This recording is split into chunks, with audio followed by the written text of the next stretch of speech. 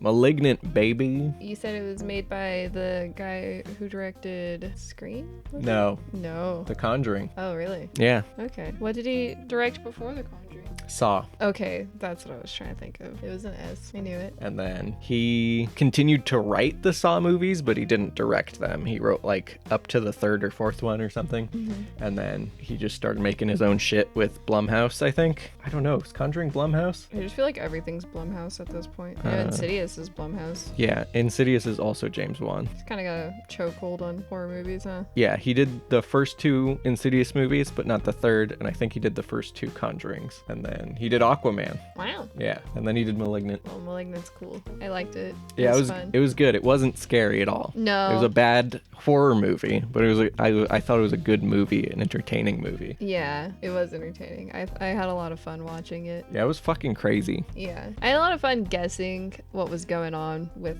Gabriel. He already knew, and he didn't tell me that he already knew. Yeah, I watched Red Letter Media's video about it. Yeah, just hypothesizing throughout the whole movie. It was fun. I had a lot of fun doing that. Yeah, I liked Malignant. I thought the killer was fucking iconic. Like, yeah, it was really cool. I'd like to see Halloween costumes of him and stuff. Like, Yeah. he's an interesting killer. Noticing that his limbs were backwards, because at first you're just seeing him move, and you're just like, what the fuck is like, something's not right, but I'm not sure what it is. Like, realizing that he's just backwards, it's just like, oh, what? Like, the hell? Yeah, so if you haven't seen Malignant and you don't care about spoilers, the killer is a conjoined twin on the back of the main character's head. Yeah. And she blacks out and he takes over and uses her body to run around backwards and kill people he wants to take revenge on. And he knows parkour and has super strength and is a kung fu expert for some reason. It's just fucking wild. For some reason, he can murder a shit ton of police, but the main detective dude could go toe-to-toe with him and have him on the run, which was really cool when he was on the run, because once again, parkour expert, but... Yeah, backwards parkour. But he also is like, he has like weird mind powers, so I guess... Yeah, he can control like electricity and talk Just- through radios and stuff. You gotta just kind of like let some of that shit go. Yeah, you have to meet the movie where it is, you Yeah. know, because it's goofy, and it's intentionally goofy, and it's Yeah. intentionally over the top, and it's graphically violent to the point where it might be upsetting to some people. But I like that kind of stuff. I think I find it enjoyable. If you think too hard about it, you're not gonna enjoy it. I mean, I feel like that goes for most movies. I wanted to loop back around to the killer being iconic, because that's what's cool about, you know, Ghostface, Michael Myers.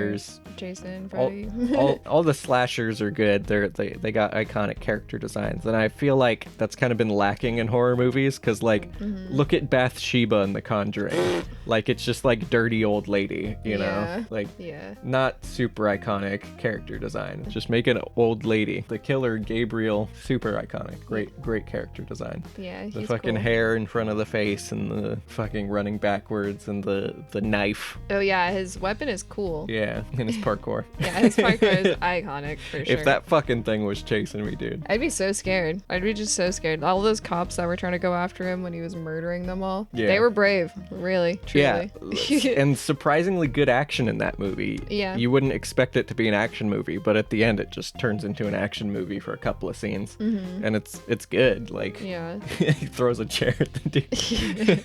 Yeah. That's my favorite part. He's just like, fuck you. And then he bails.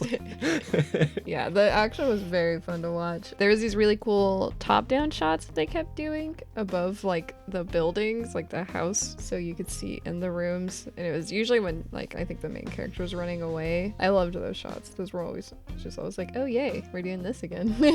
Yeah. There was a lot of good visual stuff. There's a lot of good camera work, which was cool, like you mentioned. Also, like the transitions where the main character would be seeing what Gabriel was doing. She thinks she's in her house and the whole room would warp. I thought Yeah. that stuff was really cool. Every time that happened, I was into it. Yeah, it was all this like weird trippy like melting into a new environment. Yeah, I liked a lot about that movie. But, you know, it wasn't scary. Yeah, no. Gabriel as a concept, as like the backwards running killer, is kind of scary, but like, Yeah, if he was coming at me, I wouldn't have even had to have seen him killing people. I would be scared. yeah. Because he's, you know, his face is all bloody. He's coming out of the back of a skull, and then his limbs are the wrong way. So, you know, just seeing that, it's just like, oh, no thanks. When the main character is in the jail cell before like the climax of the movie, everyone's just being so fucking mean to her for Just no reason. They just saw And her they and just was start like, beating "Fuck the you." shit out of her. Yeah. Like, why?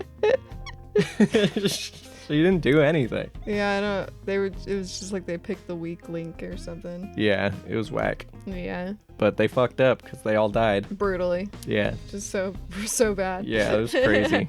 Yeah. I was like, man, this is really goofy when they did that she locked him up like friggin' The Nine Tails. yeah. Yeah, that was funny. Yeah, they just straight up put him like in a cage in a dark In her darkness. mind, in her mind palace. Yeah. So that I was just like what? Yeah, it was pretty corny. The ending just was kind of corny in general. Yeah. But I mean, the movie's corny, so, you know. Yeah. I also thought it was funny. It just kind of like after Gabriel's locked away, the movie just kind of ends and they don't get into the nitty gritty of the fact that this lady murdered like 26 people. Yeah. There's no legal way she could get out of that, I don't think. She would have to go to jail. Yeah. Like, I feel it's like, okay, it was your twin brother. Yeah, whatever. But I think I've heard like of cases where people have been acquitted because they've been proven to have like multiple personalities and were not in control of themselves. that is insane. I've never heard of that. But that's I might be wrong. big if true. We'll link something if it's real. I mean, I guess she does have like 2 cops on her side, but meh. Yeah. That wouldn't convince me if I was on that jury, that's for sure. Yeah, she killed a lot of cops. Yeah. I mean, she didn't, but her body did. Yeah, her body surely did. If you want to watch people talk shit about this movie instead, who also happen to enjoy it, go watch Red Letter Media's video. Yeah. Because they need a shout out for sure. Definitely. Tiny little channel, Red Letter Media. But yeah, I mean, it was pretty good. Yeah, I enjoyed it. I didn't have any problems with it. I'd watch it again. I had a lot of fun watching it. So, Yeah. what would you give it out of 10? I don't know. 8, I guess? I don't know, 7? I think 8 is fair. I'd give it an 8, just a solid 8, no higher. That's fair. Yeah, I wouldn't give it higher, that's for sure. If it were scarier, I might give it higher because you can tell it was also kind of trying to be a horror movie, but it doesn't really work.